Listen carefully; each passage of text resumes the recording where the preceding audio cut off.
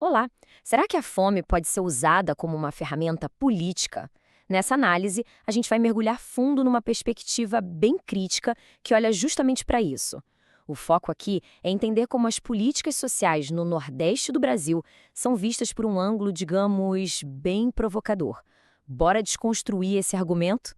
Olha só, a fonte que a gente está analisando já chega com uma tese central forte e provocadora. Resolver o problema encerraria o palanque.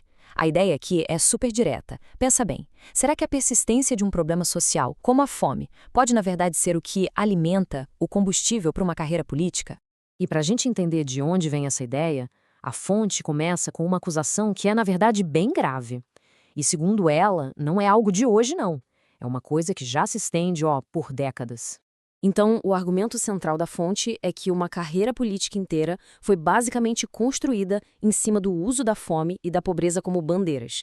A grande crítica que o texto faz é que durante 40 anos o foco teria sido em manter esse discurso da necessidade, sabe, em vez de fato criar soluções reais, soluções que pudessem gerar autonomia e desenvolvimento de verdade para a população.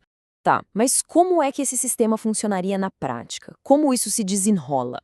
Bom, é exatamente isso que nos leva para a segunda parte da análise, que vai detalhar o que o autor chama de política da dependência.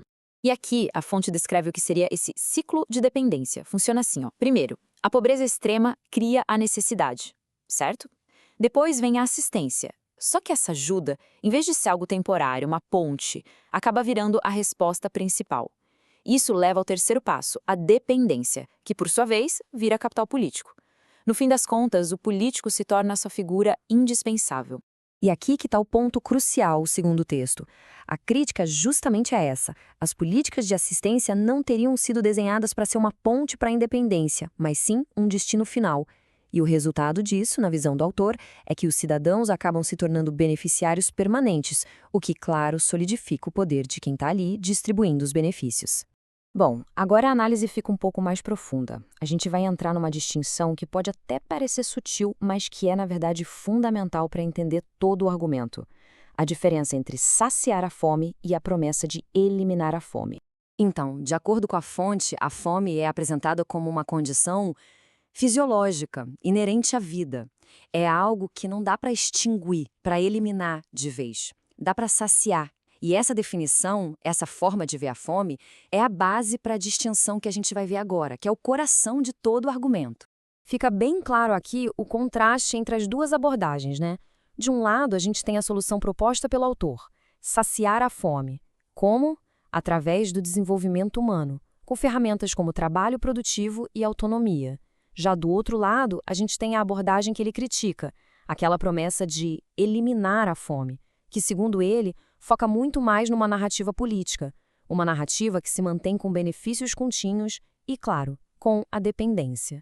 Ok, a partir daqui, a análise começa a focar em como a própria pobreza, de acordo com a fonte, acaba sendo usada como um instrumento político. Tudo vai depender da ideologia que está por trás, da forma como ela é enquadrada. A crítica aqui vai direto a um ponto bem específico, aquelas narrativas que explicam a pobreza focando só em opressão e injustiça. O autor argumenta o seguinte: essa visão até pode ter seu valor, claro, mas ela acaba ignorando outros fatores que são cruciais, como a falta de educação de qualidade, de infraestrutura, de produtividade, e para ele, focar só na opressão se torna algo politicamente conveniente, sabe? Porque transforma a miséria numa justificativa para o próprio poder. Certo. Então, se esse é o diagnóstico do problema, qual seria a solução?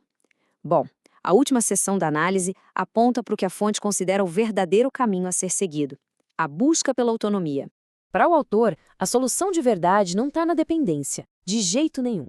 Está na construção de pilares bem sólidos para o desenvolvimento. E que pilares seriam esses? Bom, a gente está falando de educação eficiente, de infraestrutura, de criar condições para o trabalho produtivo e, no final de tudo, de autonomia econômica e local. E toda essa ideia é resumida numa metáfora bem poderosa que o texto apresenta. É a seguinte: a verdadeira política social não é aquela que distribui o pão indefinidamente, mas a que ensina a produzi-lo.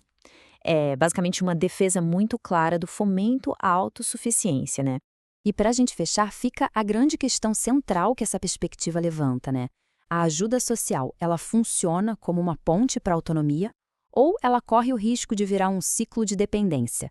É, sem dúvida, uma reflexão fundamental sobre qual deve ser o verdadeiro objetivo das políticas públicas.